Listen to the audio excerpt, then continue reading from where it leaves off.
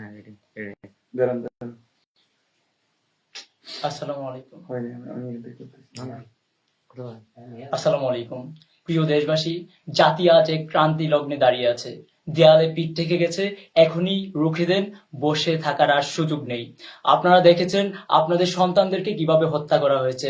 আমরা বলেছিলাম আজকে আমাদের শান্তিপূর্ণ আন্দোলনে আপনারা একটা বুলেটও ক্ষয় করবেন না, একটা বুলেটও আমাদের উপর চালানোর চেষ্টা করবেন না। কিন্তু আজকেও আমার দেশে আমাদের ভাইদের রক্তাক্ত হয়েছে বাংলার মাটি, রক্তাক্ত হয়েছে বাংলার মাঠ। আজকেও আমাদের ভাইদের বুকের উপর গুলি ছুড়েছে, আজকেও আমাদের ভাইদেরকে হত্যা করা হয়েছে। তাই আমি আপনাদের কাছে অনুরোধ করব, আপনারা যে যেখানে আছেন, প্রত্যেক পাড়ায়, প্রত্যেক মহল্লায়, প্রত্যেক ওয়ার্ডে, প্রত্যেক ইউনিয়নে, প্রত্যেক উপজেলায়, প্রত্যেক জেলায়, প্রত্যেক বিভাগে, প্রত্যেকটা জায়গায় জায়গায় আপনারা সবাই ঐক্যবদ্ধ হন এবং হায়ানার দলকে রুখে দেন। আমরা জানি না আমরা কতক্ষণ আর থাকতে পারি এভাবে। আমি হয়তোবা এখানে আপনাদের সাথে কথা বলার পর আমি নাও থাকতে পারি, কিন্তু আপনাদের কাছে অনুরোধ থাকবে, আপনাদের কাছে আহ্বান থাকবে, আপনারা সবাই ঐক্যবদ্ধ হয়ে আমাদের ঘোষণার জন্য আর অপেক্ষা করবেন না। আপনারা যে যেখানে আছেন সবাই মিলে প্রতিরোধ গড়ে তুলুন, ঐক্য গড়ে তুলুন। আপনারা আজকে দেখেছেন আপনাদের সন্তানদের সাথে কি হয়েছে। এটা এখন আর শুধু ছাত্রদের আন্দোলনে সীমাবদ্ধ নেই, এটা এখন ছাত্র জনতার আন্দোলনের রূপ নিয়েছে। এটা এখন যে মা তার সন্তানকে হারিয়েছে সেই মায়ের আন্দোলন, যে বোন তার ভাইকে হারিয়েছে, যেই ভাই তার বোনকে হারিয়েছে, যে পিতা তার পুত্রকে হারিয়েছে, এখন তাদের সবার আন্দোলন। তাই আমরা আপনাদেরকে আহ্বান জানাবো, আপনারা আর কেউ বসে থাকবেন না। আমাদের আজকে শান্তিপূর্ণ আন্দোলনে সরকারের লেলিয়ে দেওয়া বাহিনী এবং ছাত্রলীগ, যুবলীগ সহ বিভিন্ন যারা আছে সরকারের সন্ত্রাসী বাহিনীগুলো আমাদের উপর নির্বিচারে গুলি চালিয়েছে, আমাদেরকে হত্যা করা, আমাদেরকে আঘাত করা হয়েছে, আমাদের রক্তাক্ত করা হয়েছে। বাংলার মাটি আজ রক্তাক্ত। আমি একজন কৃষকের সন্তান, আমার রক্তে, আমার শ্বাসে প্রশ্বাসে নিঃশ্বাসে মিশে আছে কৃষকের যেই ঘাম, কৃষকের যেই কষ্ট। আমি আপনাদের কথা বুঝি। আপনারা দেখেছেন আমাদেরকে কিভাবে নির্যাতনের শিকার হতে হচ্ছে। তাই আপনারা যারা কৃষক, শ্রমিক জনতা আছেন সবাই রুখে দাঁড়ান, সবাই ঐক্যবদ্ধ হন। এখনই রুখে দাঁড়ানোর সময়, আর সুযোগ নেই। আপনারা সবাই ঐক্যবদ্ধ হন।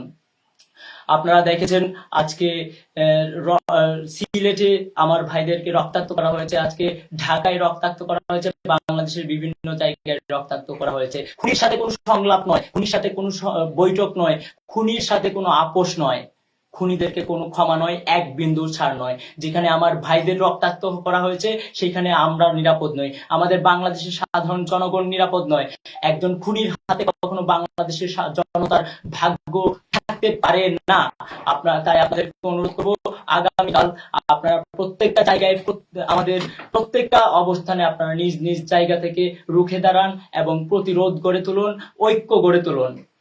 তাই আপনাদের কাছে আমরা বলতে চাই, আমি জানি না এই লাইভটির পরে, এই ভিডিওটির পরে আমি কতক্ষণ থাকি। আমি জানি না আপনাদেরকে আমাদের মনের কথাগুলো আজকে গুছিয়ে বলতে পারছি কিনা। আসলে গুছিয়ে বলার মতো সেই অবস্থাটাই আমরা নেই আজকে। কিন্তু আমাদের বিশ্বাস আপনারা আমাদের কথাগুলো বুঝে নেবেন। এটা আমাদের কথা, এটা আমাদের সবার কথা, বাংলাদেশের সাধারণ জনগণ সহ আপামর জনতার কথা।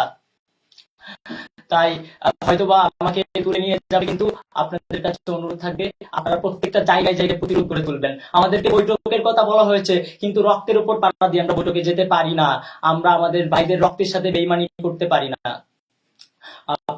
আপনাদের কাছে আমাদের আহ্বান থাকবে, আপনারা প্রত্যেকটা জায়গায় জায়গায় দুর্গ গড়ে তুলবেন, প্রত্যেকটা জায়গায় জায়গায় প্রতিরোধ গড়ে তুলবেন, নয়তো এরা আমাদেরকে আর বাঁচতে দিবে না, আমাদেরকে বাঁচতে দিচ্ছে না।